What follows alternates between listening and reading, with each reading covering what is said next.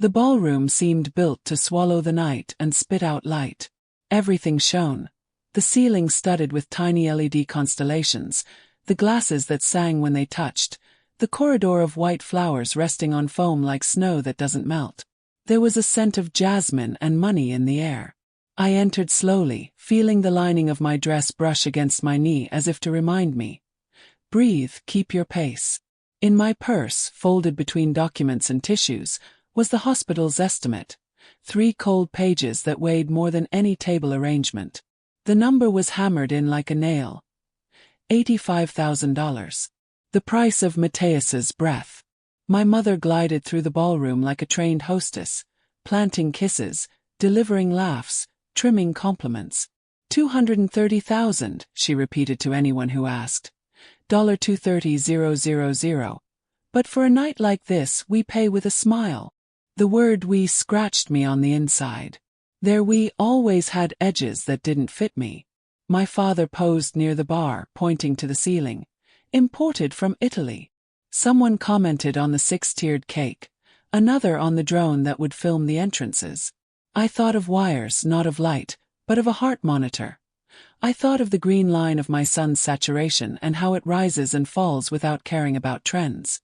The event planner came over with a tablet and a service smile. Table 14, family. When I got there, I found my name crossed out with a golden pen and rewritten in fine marker. Table 21. Vendors. The pen still smelled of alcohol. The planner stammered an excuse. The composition is more harmonious. I smiled like someone letting them pass. I took a photo of the card, the scratch, and the new beginning on top. Archiving is a way to survive when words dance. On stage, the violinists drew a silken sound from 4 bows. My sister, beautiful, nervous, radiant, practiced her photo smile a hand's breadth from the mirror. I saw her as a child for a second, hiding her scraped knees in the tulle skirts of childhood. My heart leaned towards her and immediately straightened back up. I came whole, but I didn't come to break. I came to remind the room that love without priority is scenography. The microknives arrived without haste. An aunt ran her hand down my arm. You look wonderful, but for the photos. Maybe a more polished hairstyle? Another relative, with breath smelling of sparkling wine, wanted to know if the boy's father doesn't help. A cousin joked that no one's passing the hat today, huh? Laughter. The photographer pointed his lens at the official side of the family. When I approached, the assistant said, "Now it's just the parents and the bride." Understood. I went back to my corner table, from where you see everything and expect nothing. In my dress pocket, my phone vibrated. Children's Hospital. I opened it like someone opening their own skin. The on-call doctor was notifying. A transplant opportunity has come up. The evaluation is favorable, but we need to confirm financial coverage in the next few days. His voice was professional, kind, urgent. I replied with another voice, the one I learned to use when the world is too big. Calm, precise. I'll get back to you today with a forecast. Hung up. The chorus of toasts reached me like dry rain. My mother stepped onto a transparent acrylic step with a tall glass. To our princess. To the family that spares no effort. The guests responded with a sea of crystal. I rested my hand on the chair so my body wouldn't speak before me. The DJ played a triumphant jingle. The videomaker turned on the camera up high. On the big screen, a sequence of photos.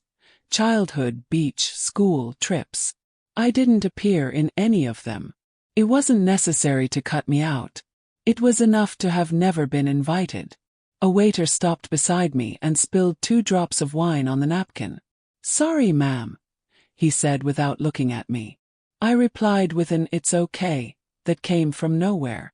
The stained tip of the napkin looked like a minimal map of a country that bleeds only at the edges. "You came. My mother found me." Her face straight, her smile réglementaire. "I wanted you to come, but no drama. Today is her day." The word drama hit my sternum like an empty shell. I motioned with my chin to the ceiling, the suspended garden, the flowers. "I didn't bring drama. I brought this." I touched my purse. She understood without asking for details.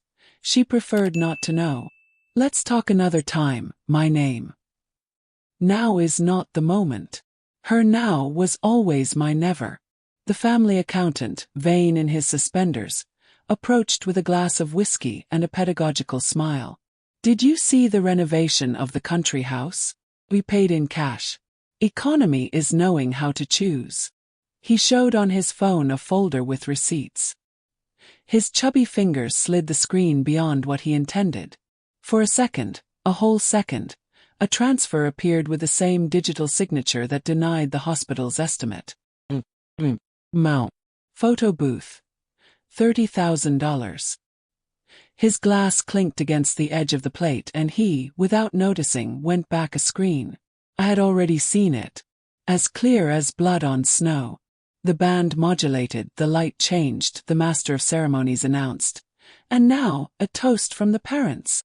The hall held its breath to listen. I closed my fingers over the strap of my purse until I felt the leather resign.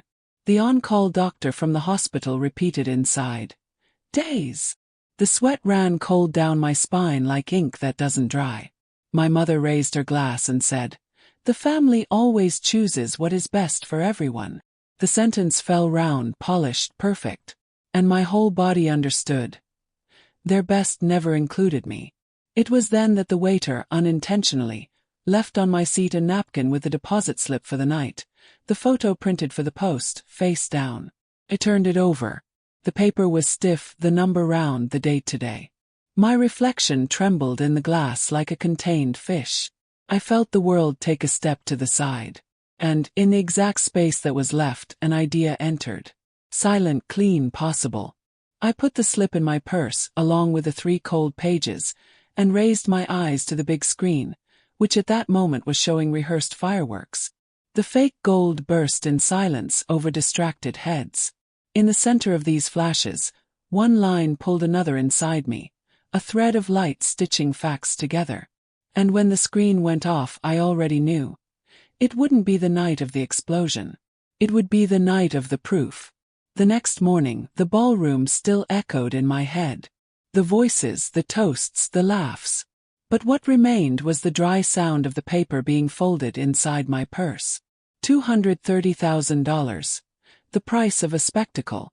And on the other side of the scale, $85,000. The price of my son's breath. My name is Helena. 36 years old, head nurse at a public hospital and single mother to Mateus, the boy born with lungs too small for the size of his dreams. Life never gave me luxury, but it gave me precision. I learned to give an injection with the same calm with which I respond to insults disguised as advice.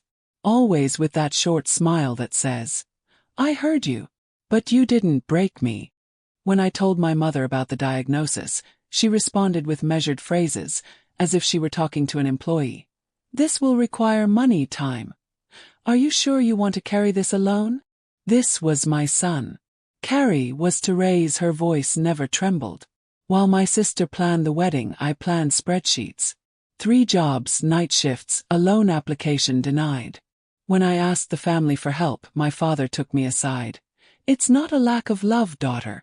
It's a matter of image. People talk. Your sister is building a new phase. You have already made your choices." And it was in that instant that I understood. For them, I was the portrait they hide at the bottom of the drawer. The inconvenient memory that skin also carries a sentence. At the party, my mother said aloud that, "Family is about celebrating what works out." And the hall applauded. I, in the corner, thought, "And what doesn't work out? Do we throw it away?" After that night I couldn't sleep. The sound of clinking glasses seemed like a clock mocking me. I went to the kitchen, made coffee, and sat in front of the laptop. I opened the photos of the party that my sister had posted with the caption, "The most perfect day of my life." And for a second I wanted to comment. But no. Revenge begins in silence, not in fury. As the sun rose, I decided I wouldn't ask for anything anymore. It would show. With facts, I took the deposit slip, took a photo, and wrote a reminder at the top of the screen. They denied it for not having funds. But they paid for fireworks in cash. I looked at the clock, 6:12. The hospital would open in 40 minutes. Before leaving, I went to Mateus's room.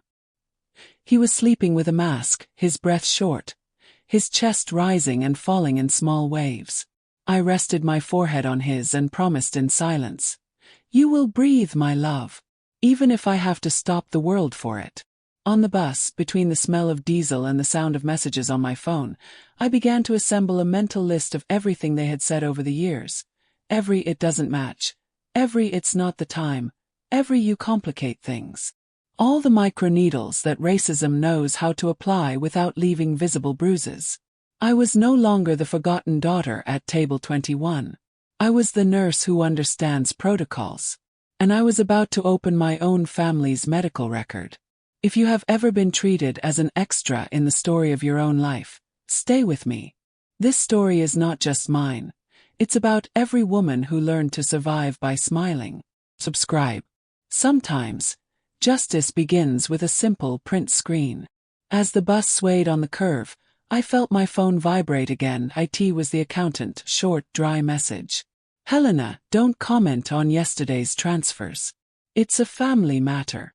I squeezed the phone between my fingers. The glass creaked. Family matter. The same phrase they always used to bury the truth.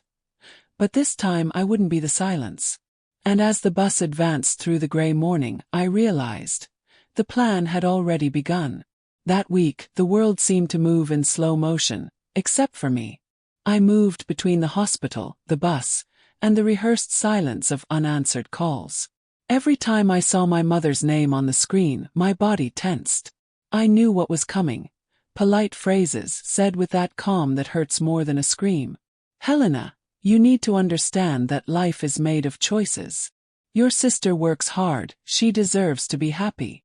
You've always had a too intense energy. That pushes people away." Words that dripped like diluted poison. I listened and replied with a hospital voice. Neutral, professional. But inside, each phrase opened a new scar on top of the old ones. In the hospital cafeteria, the smell of old coffee and disinfectant mixed with fatigue. Colleagues commented on TV series and healthy children. I smiled and stirred my coffee with a spoon, feigning normality.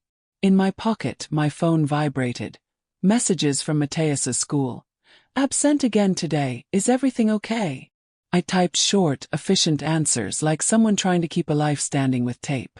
At night, when my shift ended, I would go home and review my prints. Transfers, messages, estimates, dates. Everything had a mathematical coherence. They had the money. They just didn't have empathy. The day before the party, my sister called me. Her voice light, her sweetness trained. "Sis, I wanted you to see the final dress. Everyone will be moved. It's beautiful, I imagine. You're coming, right?" Mom said she was unsure whether to send you a printed or digital invitation to avoid embarrassment. The pause that followed was long enough to fit the weight of a lifetime. "Embarrassment for whom?" I asked. She didn't answer. Just laughed nervously and changed the subject. The racism in my family never shouted. It whispered.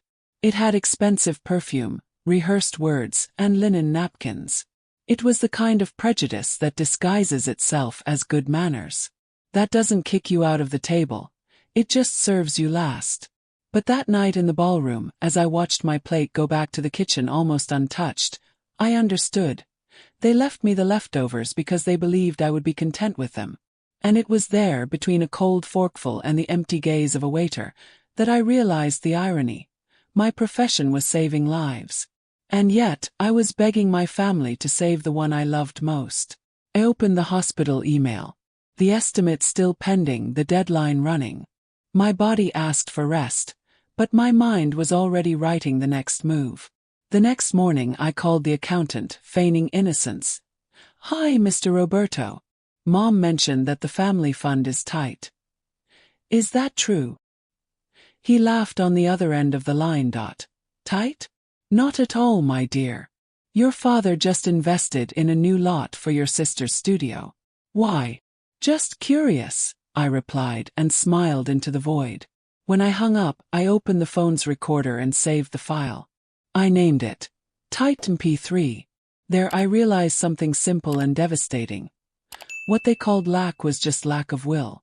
With each saved file, I felt less pain and more focus. The maternal instinct is the coldest engine in the world. It doesn't act out of anger, it acts out of precision. That night, I sat on the bed next to Mateus. He slept with the oxygen mask, the rhythmic noise reminding me of the ticking of an old clock. I took his small hand and thought, they taught me that money buys respect. Oh, I'm going to show that the truth costs more. I looked at the ceiling and swore in silence. If their love is made of checks, mine will be made of proofs. And then, like a distant echo, I heard my mother's voice in the last toast of the party. Family is about celebrating what works out. Well then, I decided to celebrate justice. And little did they know that I had already started writing it.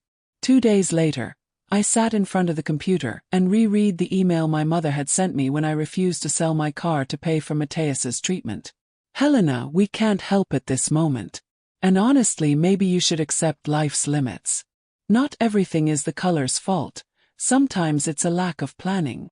I stared at the phrase, not everything is the color's fault, for long seconds. That was the most polite version of what my family always thought. That color is an excuse, not a wound. That everything I lack is discipline, not opportunity. That I created the barriers that surround me. But that day, as the cursor blinked on the screen, something in me stopped blinking and started recording. I opened the folder of receipts I had copied from the accountant's phone during the wedding. Line by line, payment by payment. Flowers, drones, band, fireworks, photographer, buffet, photo booth for $30,000.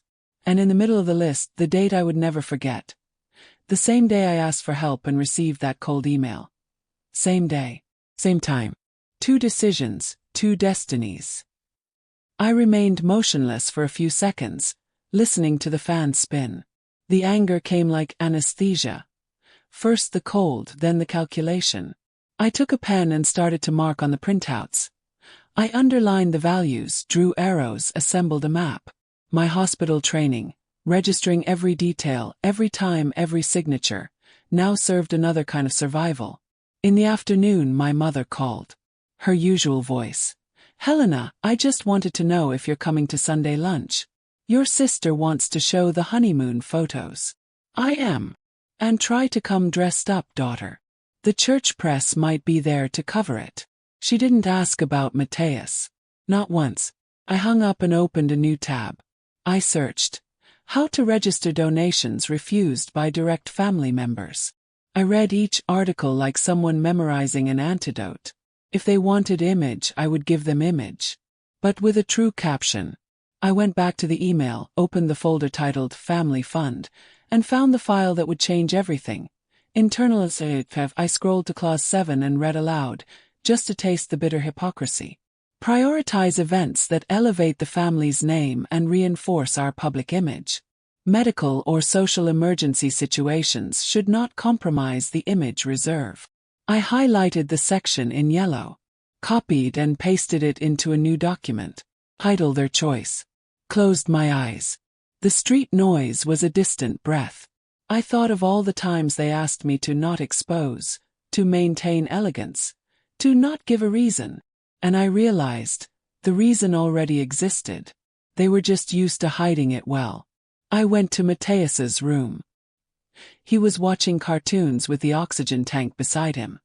Mom, when I get better, can we go to the beach? We can, son. Do you promise? I promise. He smiled. A simple smile but full of faith. The kind of smile money can't buy. The kind of smile that's worth a whole world. I kissed his forehead and went back to the computer.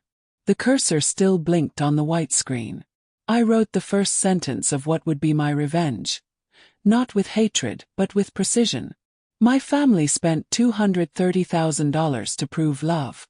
I just needed $85,000 to prove humanity. I saved the file with a password. I named it Proofs Breathing.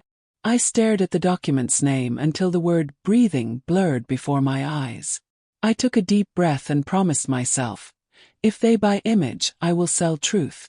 I closed the laptop outside. The Sunday was beginning to dawn, and I, for the first time, felt I was ready, not to beg but to expose. Sunday lunch was, in my family, a ritual. A long table, rehearsed laughter, the food served in order of status, the most expensive dishes for those who deserved more. The smell of roast mixed with my mother's imported perfume had nauseated me since childhood. I knew the script by heart. Compliments to my sister, subtle comments about how Helena has always been difficult, and at the end the perfect selfie. The united family. But that Sunday, the setting seemed like a rehearsal for what was to come. I arrived with my lab coat under my jacket, coming straight from my shift. My father commented loudly, enough for the table to hear. "Do you still insist on wearing hospital clothes even here? It's lunch, not a shift." I smiled, cutting the chicken on my plate. Sometimes it's hard to separate one thing from the other, especially when you work with life. Silence. A kind of silence that is not a pause. It's a wall. My mother changed the subject quickly, like someone putting out a fire with a napkin. "Look at this party photo. Beautiful, right?" On the phone screen, my sister smiled under golden light. Matthias was not there. No sign that he existed. While pretending to eat, I mentally reviewed the saved file. The transfers, the statute, the refusal. I had too much proof and too little patience. And I knew that the next step had to be surgical, not emotional. It was then that my mother asked me, with that sweetness that cuts, "And Matthias? Is he stable?" She didn't look at me. She looked at her plate. "He is. Waiting for the hospital to confirm the transplant. The payment is pending." My father cleared his throat. "Helena, don't start, please. You know this is draining." I stared at him. "Draining? What's more tiring? Hearing about your grandson's illness or pretending he doesn't exist?" The room stopped. My sister's fork hit her plate. My father lowered his eyes and said the sentence that still echoes in my head today. "You can't expect us to ruin one life to fix another." The sentence cut through the air like a blade.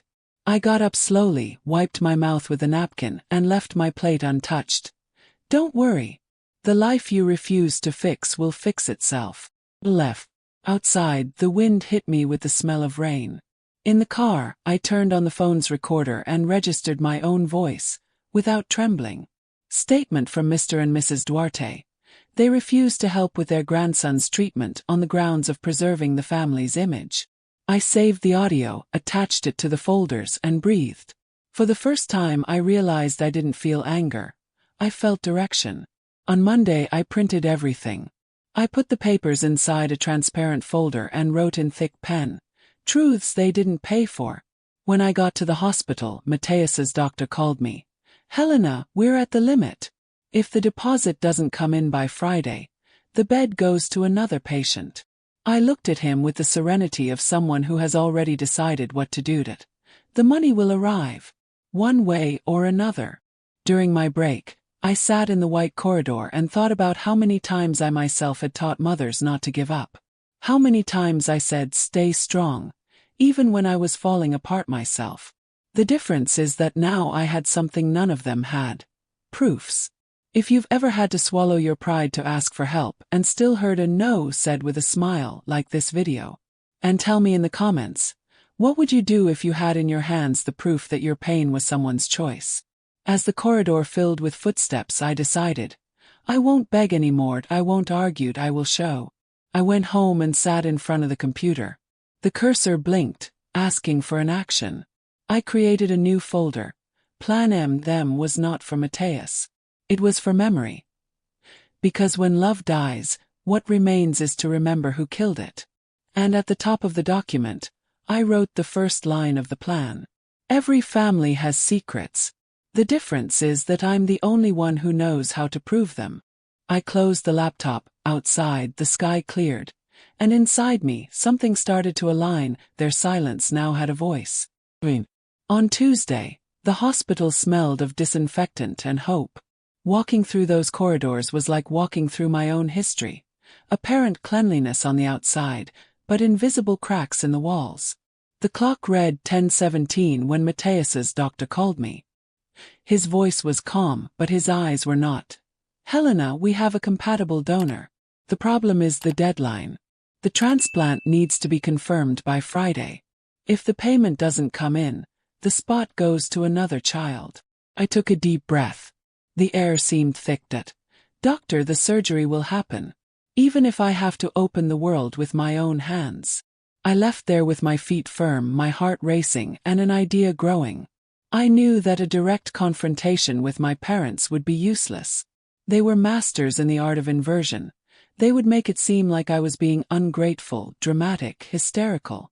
It was the kind of violence that doesn't leave a visible mark, but leaves a wound in the soul. I decided to act as a nurse, not as a daughter. With method, coldness, and result. I spent the night drawing a plan. I opened the Plan M file and wrote, "Expose the truth with proofs. Ensure witnesses. Transform humiliation into revelation." Called my sister. Her voice, sweet and distracted, sounded as usual. "Helena, don't start. Mom has been nervous since lunch." "I'm not starting anything. I just want to ask you a question. How much did your dress cost?" She laughed, not understanding that. "About 35,000. "Why?" "Because it was more expensive than your nephew's surgery estimate." The silence on the other end of the phone lasted for long seconds. "Helena, don't talk like that." "I do talk like that. And this time the whole world will hear." Hung up. My fingers were trembling, but my heart was at peace. I opened the laptop and started to gather the pieces. Prints, statements, audios, the video of Mateus breathing with the help of the cylinder. All in one folder. I created a final file with date, values, and the absurd clause of the family statute. At the top I wrote, "While the party's money went up in fireworks, my son's oxygen was running out." I looked at the screen and felt that something was changing. I was no longer the rejected daughter. I was a woman about to turn humiliation into evidence. The next morning I printed everything. I put the pages inside a transparent folder and went to work. On the way, the accountant sent me a short message. "Helena, delete what you saw. Your parents can sue you." I replied with a single emoji. The praying hands. But what I was about to do had nothing to do with faith. It was calculation. During my shift break, I sat in the locker room and leaned my head against the locker. I heard laughter from other nurses, stories of children, plans for the weekend. I thought about how racism sometimes doesn't need insults. Invisibility is enough. Just like indifference, it's a way of erasing us without needing to raise your voice. I opened my phone and reread my mother's message. "Let's not mix family with drama. Please don't expose us." And it was there, between the white walls and the buzz of the air conditioning, that I decided, if it's exposure they fear, exposure will be the remedy. I went home and sat at the table. I took a blank sheet of paper and drew the hall of my sister's wedding, the stage, the big screen, the audience. And, right in the center, the place where they made the toast. It was the perfect setting. The revenge wouldn't be a scream, it would be a presentation. I took the hospital's flash drive with the video of Mateus training his breathing. I recorded next the doctor's audio saying, "He has a chance to live if the payment is made on time." And I finished with a simple montage. The refusal email followed by the wedding deposit slip. The video lasted exactly 45 seconds. Enough to dismantle a reputation built in 45 years. I saved the file and gave it a name that only I would understand. Social Oxygen P4. I turned off the light, sat on the floor, and cried in silence.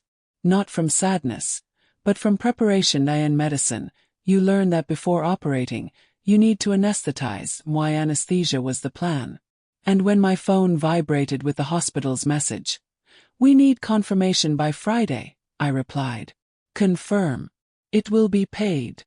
Because deep down, I already knew who would pay the bill.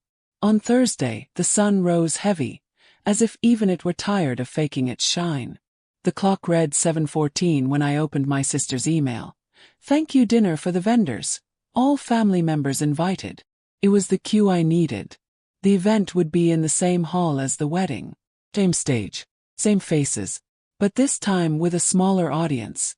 Perfect for what I was planning. The hospital called me confirming. The transplant is scheduled. We're missing $85,000. I took a deep breath. They will see that number today. I put on my work uniform, but what I wore inside was something else, armor. I left early, bought a new flash drive, and took it to a trusted friend, Julia, an IT technician. I need you to encrypt this. If someone tries to delete it, it should appear as an automatic backup. She looked at me intrigued. Helena, what is this? It's the air my son breathes. And the hypocrisy that sustains those who deny it.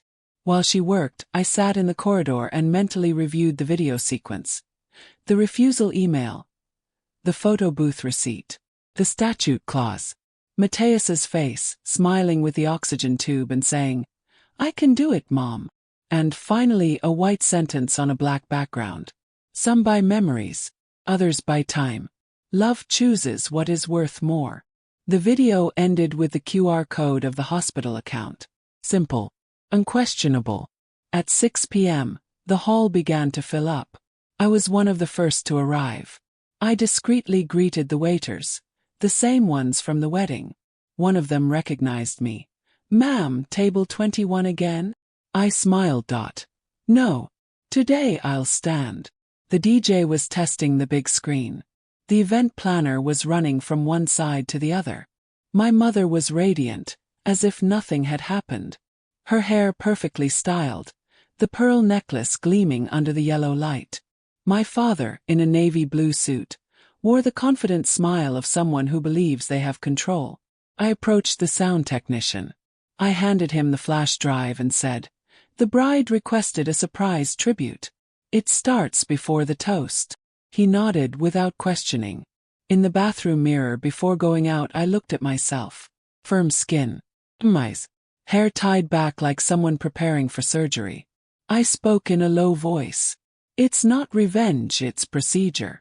When I returned, dinner was already starting. The waiter served the dishes, and my mother raised her glass.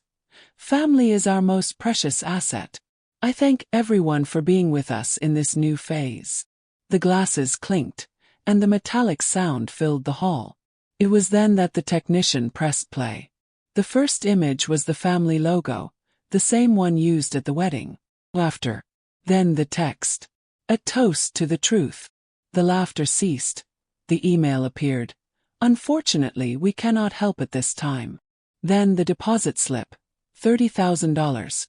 Photo booth.my mother froze. My father tried to get up, but the doctor's voice in the video made him stop. He has a chance to live if the payment is confirmed on time. The last scene showed Mateus smiling, breathing with the help of the cylinder. Some by memories, others by time. The screen went off. Silence. The whole room seemed to be out of air. My mother stood up, her voice failing. What is this, Helena? This is cruel. Cruel, I repeated slowly. Cruel is choosing a $30,000 dress instead of an 8-year-old's life. The murmur grew. Some relatives lowered their eyes. Others raised their phones and started recording. Their image, so concerned with reputation, was now being broadcast by the only means that respects the truth. Public shame. My father tried to turn off the big screen, but it was no use. The final message appeared again, blinking like a warning. Love chooses what is worth more. And, for the first time in my entire life, I was in the center of the room, and the power was on my side. For a moment, the hall was in absolute silence, the kind that weighs on your chest and makes even the sound of your own heart seem too loud. The video had ended, but the air still vibrated as if the walls had also watched. The lights flickered and the faces, once smiling, now looked like cracked masks. My mother was standing, pale, holding her napkin with both hands, as if it could contain the shame that was slipping through her fingers. My father looked around, looking for a culprit that wasn't his own reflection. And my sister, oh, my sister, was crying softly, her mascara running like a confession. One of the guests stood up first. Is this serious? Is this boy sick? Yes, I replied. And yet, love here became an image investment. Another voice came from the back. But why show it like this, Helena? I turned to him and said calmly, "Because everything that is hidden under the rug one day becomes toxic dust." And I got tired of breathing lies. Someone started to clap, timidly, hesitantly, and soon the sound spread, not as applause but as recognition. Phones went up. I saw the notifications flashing, the videos being recorded, the stories being published in real time. Their embarrassment now had a public address. If you have ever seen someone being erased from their own story, share this message. Because the shame is not on who shows the truth, it's on who lives by hiding it. My mother tried to react, her voice choked. "You had no right." "Right," I interrupted. "The same right you had to deny help to your own grandson. The same right you used to finance flowers instead of oxygen." My father, red-faced, stood up and tried to take the microphone from the master of ceremonies, but the DJ, perhaps without understanding, perhaps by intuition, turned up the volume of the soundtrack that accompanied the video, a soft piano melody that sounded like a request for forgiveness. I approached the microphone and said with a firm, unwavering voice, "This is my toast.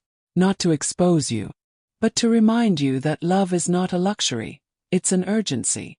I pointed to the big screen, which now displayed the hospital's QR code. "The amount you denied can still be reversed. Everyone here can help.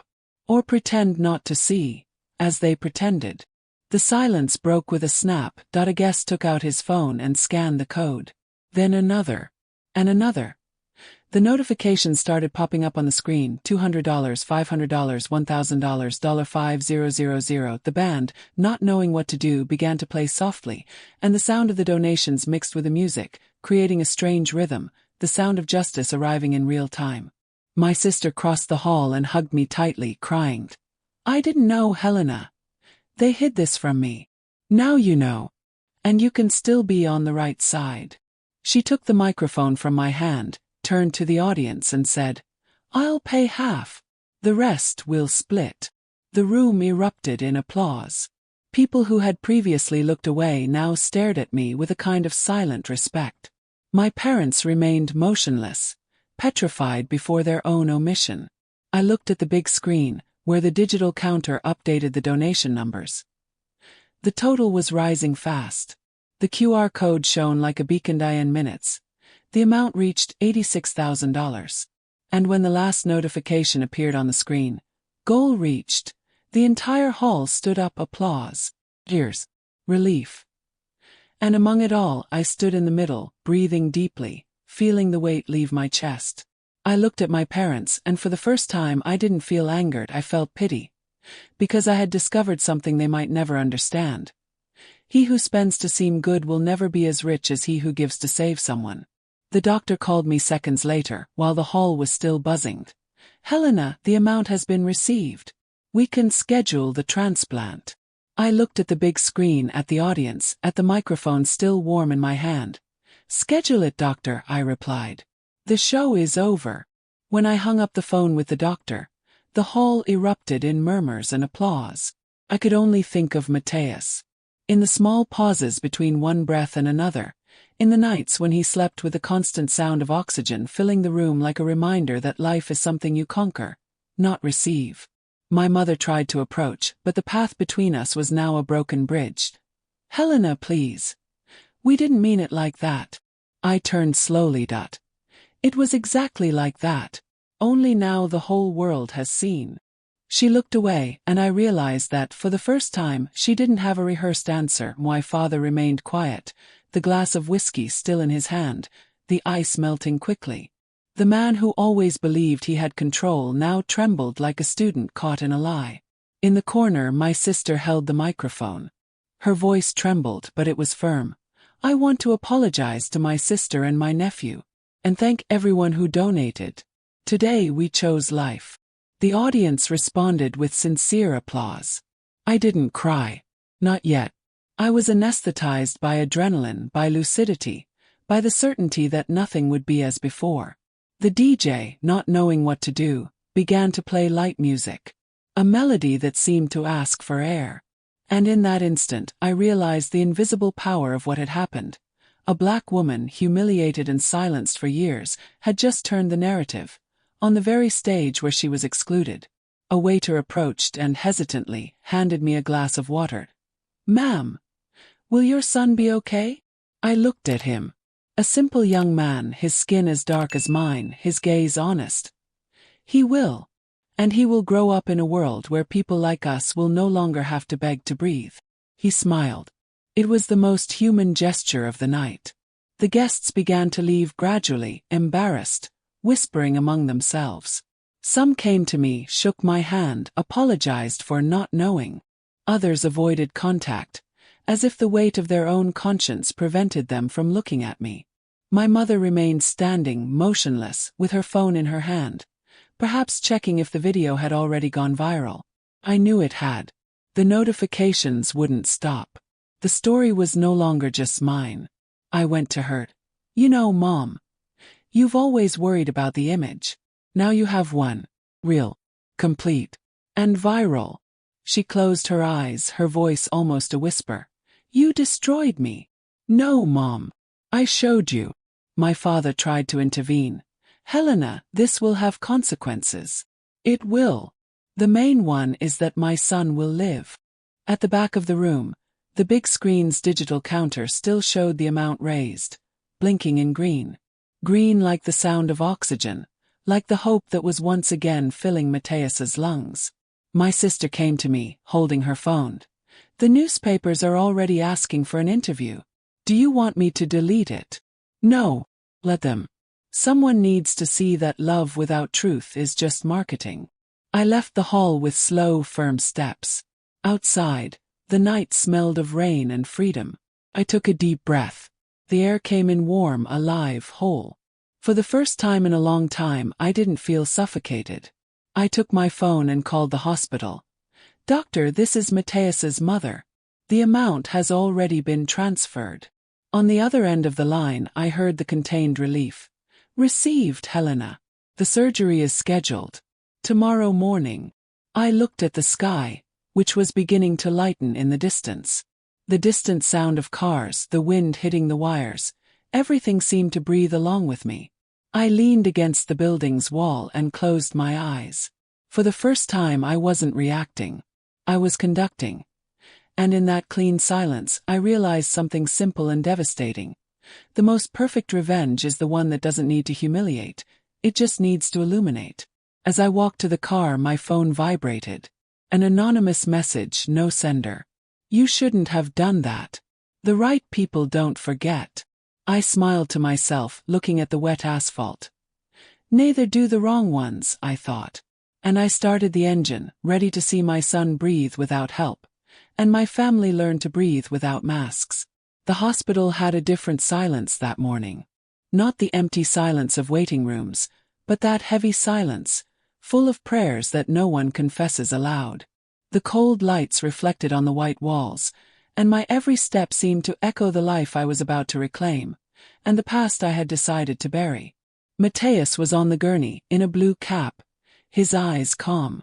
The doctor was arranging the papers as he said, "He's strong, and so are you. Few mothers could have done what you did."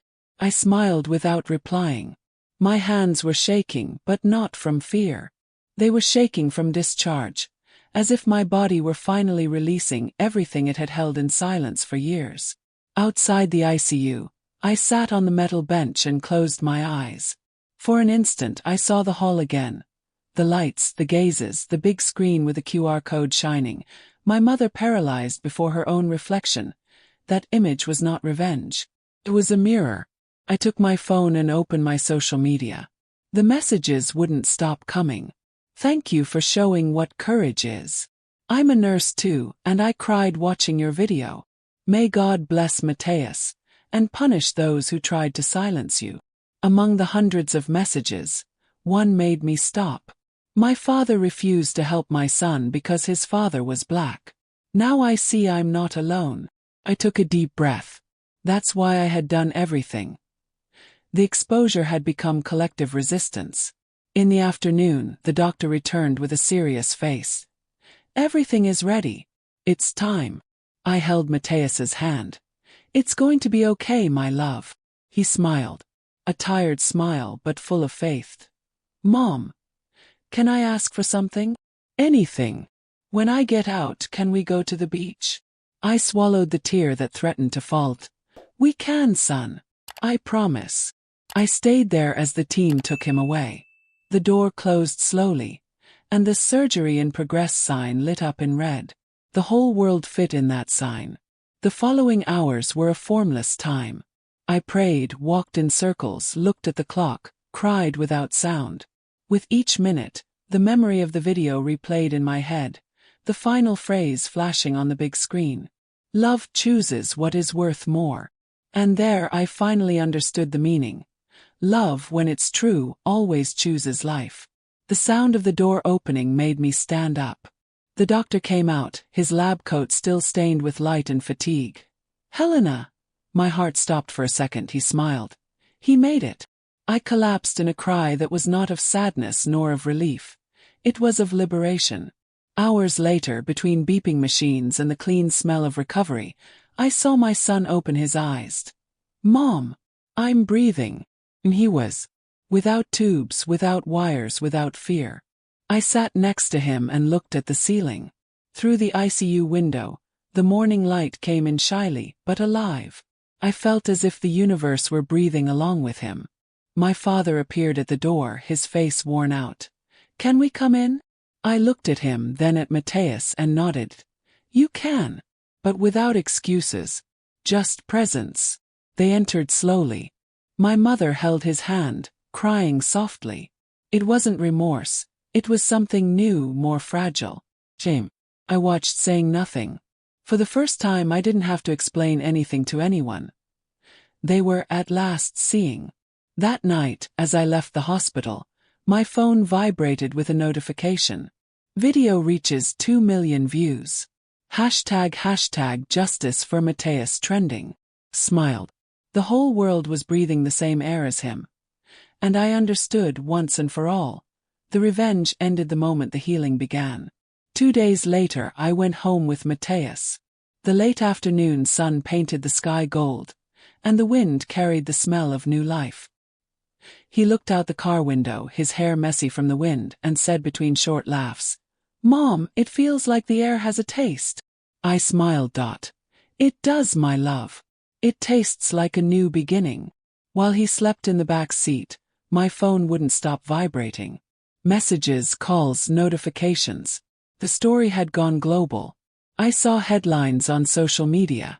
Black mother exposes wealthy family for denying help to sick grandson. Between flowers and hypocrisy. The video that moved the country.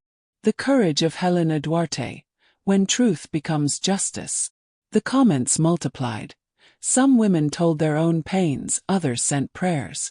There was anger, solidarity, identification. But there was also silence, that of my parents. That night when I got home, I found an envelope at the gate. It was from them. No return address, just my name written in my mother's handwriting. Inside, a short letter. Helena, we don't know how to repair what we did, but we want to try. If you accept, we would like to participate in Matthias's recovery. Your mother. I folded the paper carefully. There was no hatred, but there was no automatic forgiveness either. I knew that regret born from fear is not change. It's self-preservation. The next morning I was called to the hospital administration. The coordinator received me with a proud smile. Helena, the board saw the video. They want to propose something. A program for mothers who fight alone for medical treatment. And they want it to bear your name. I felt my whole body trembled. My name. Yes. The Helena Breathes Project. The words echoed in the room, and I understood that the pain had changed address. Now it no longer lived in me. It had become a bridge. On the same day, I received an unexpected call from my sister. Sis, Mom is really down about everything. She said she feels destroyed. It's not destruction, it's revelation. That's how conscience is born. There was silence on the other end. Will you forgive them? I took a while to answer. I don't know yet. But I won't hate. Hate traps. And I've been trapped for too long. In the afternoon, I took Matthias for a walk in the park. The air seemed new, the green more vibrant, the sound of the leaves a hymn of new beginnings. He ran ahead, free, laughing loudly. I stopped to watch and felt something settle in my chest, a firm peace of someone who has won without needing to step on anyone. I thought of all the times I was called ungrateful, difficult, problematic. Of all the times they told me to lower my tone, to not expose anyone.